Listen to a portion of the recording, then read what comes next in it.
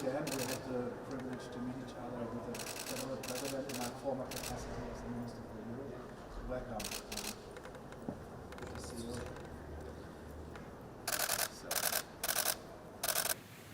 So I'm my colleague from the SPD. Hi, okay, please take your seat.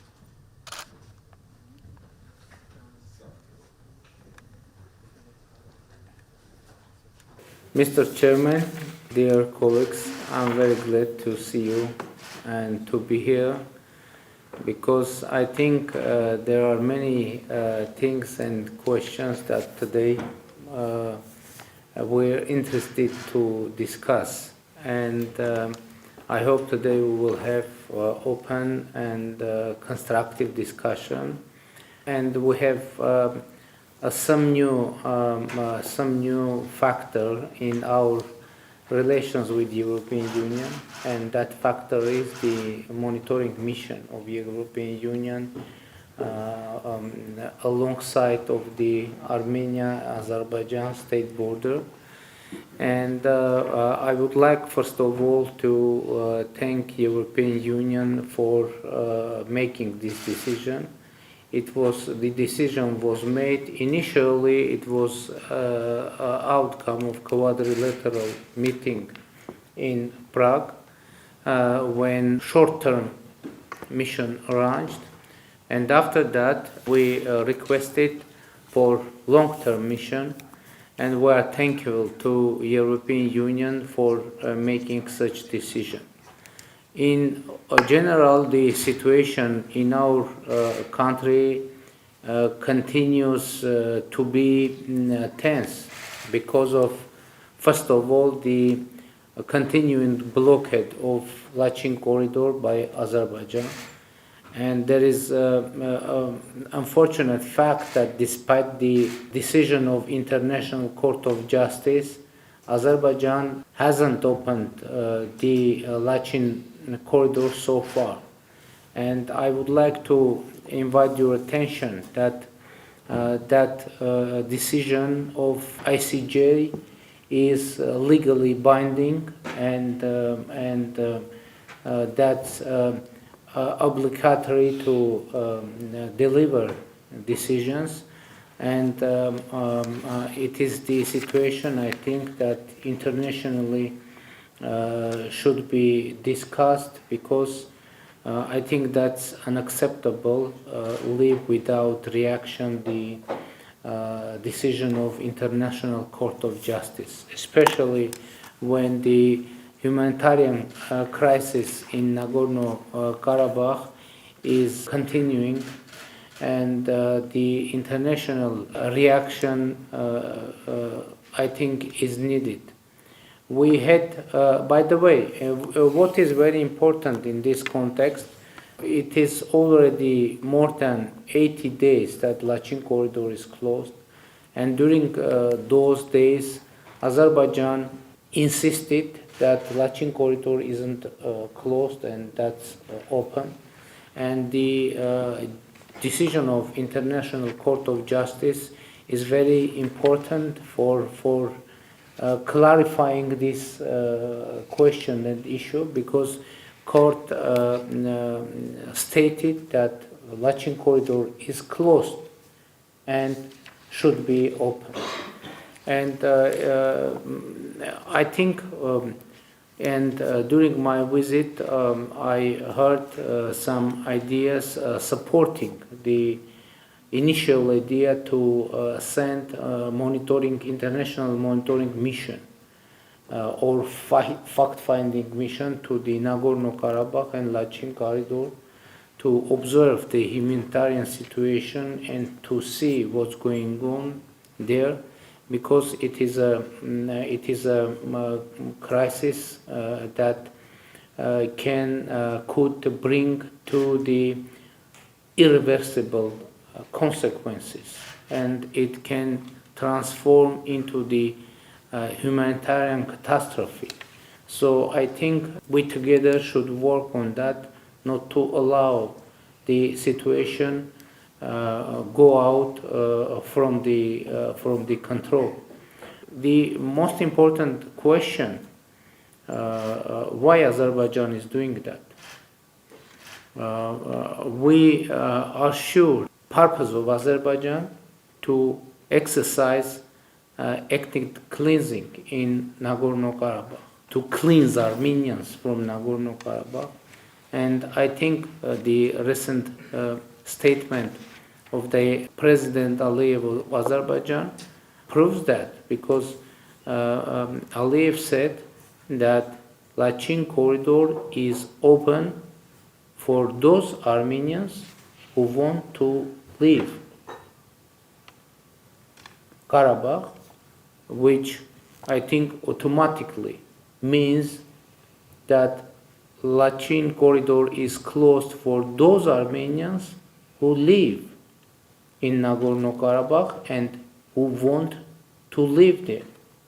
So that is the core essence of the activities of Azerbaijan, and there are concerns that it is just beginning of the further escalation of situation in Nagorno-Karabakh, and maybe alongside of the Armenian-Azerbaijani border, because Azerbaijan is continuing to express aggressive ideas, aggressive rhetorics. And you know that last September Azerbaijan started large-scale aggression against Armenia, occupying more than 90 square kilometers territories, sovereign territories of Armenia. But from the other side, in the Prague, we reached to an agreement that Armenia and Azerbaijan recognizes each other territorial integrity and sovereignty on the basis of the Almaty Declaration of 1991, which means that the administrative borders between the Soviet republics became state borders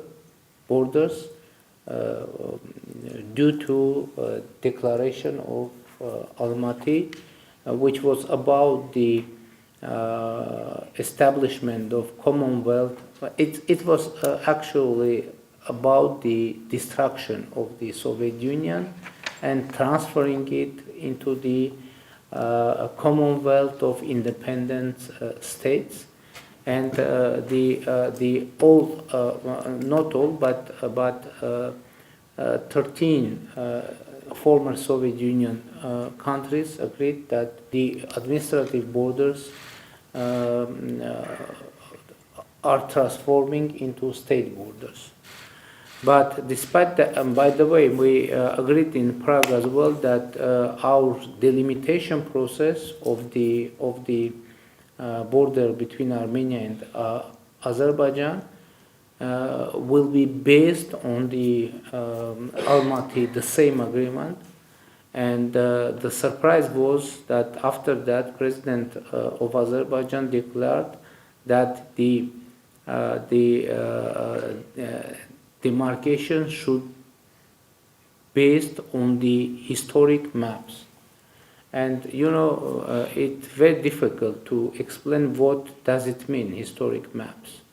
And maybe the new initiative of Azerbaijani president maybe is able to clarify the situation, because recently we saw the introduction of the initiative of so-called Western Azerbaijan, and the main content of that initiative is that the whole territory of Republic of Armenia belongs to Azerbaijan, and capital of Armenia is an Azerbaijani city, etc., etc.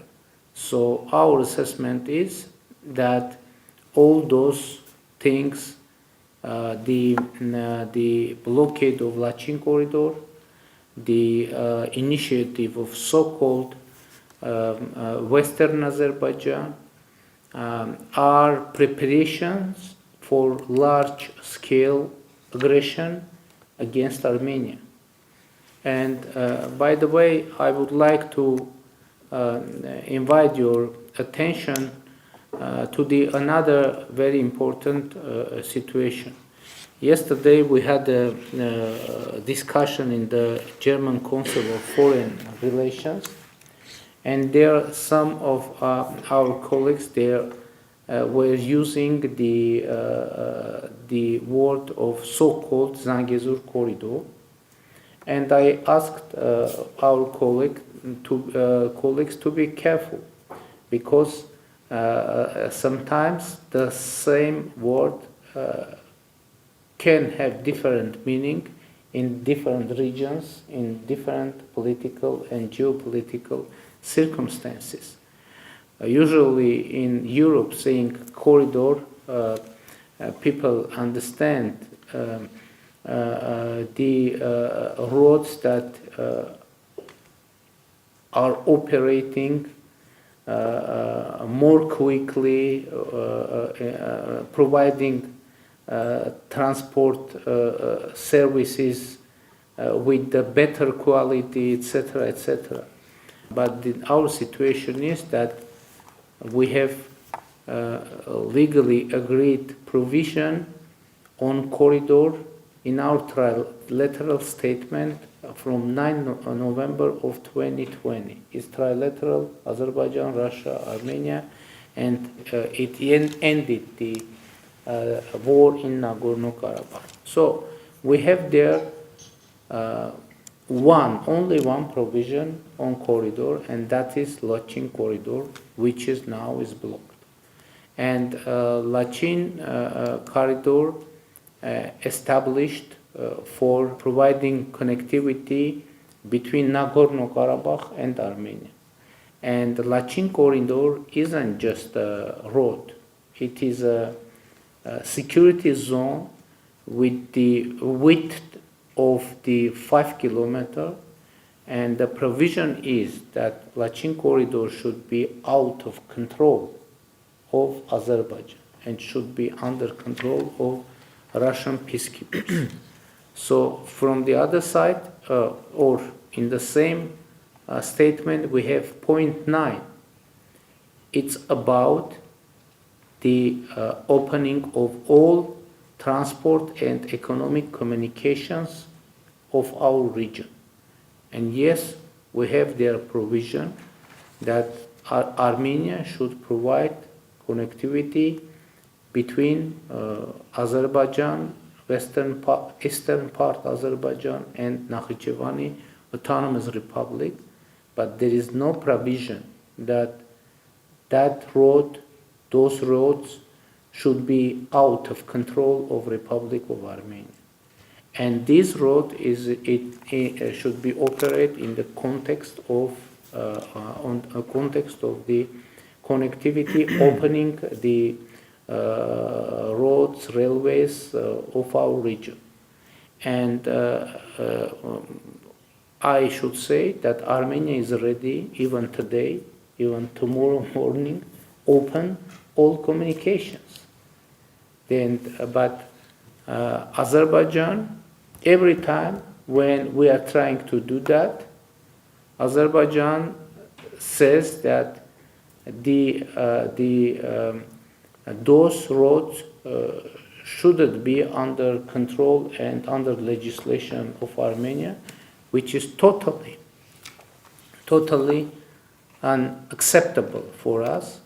And recently, Azerbaijani president publicly accepted that there is no any provision on so-called Zangezur corridor in trilateral statement, and it was he that incorporated such term into the narrative of regional connectivity. The problem is how that is possible to incorporate something into trilateral statement unilaterally. That's total absurd. So I would like not to use that expression because that would mean the support of the Azerbaijani territorial claims against Armenia. But from the other side, one more time, I confirm that we are ready to open, and moreover, we, I think, more than six months, we have draft of government decision on opening checkpoints, 3 checkpoints on the Armenia-Azerbaijani border for communication. But every time when we are trying to adopt that decision, Azerbaijani side raising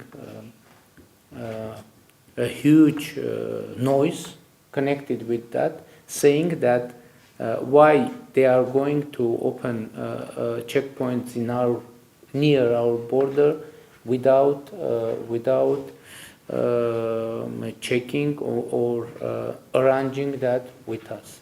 That is the overall situation, but I think we should be concentrated on the peace agenda. As you know, our government has taken responsibility for the peace agenda, and personally me, I am devoted to peace agenda and democracy, because I believe that democracy and peace are supportive each other, and as democracy is strategy for us, we are interested in having peace for developing further democracy in our country, economy, and freedom.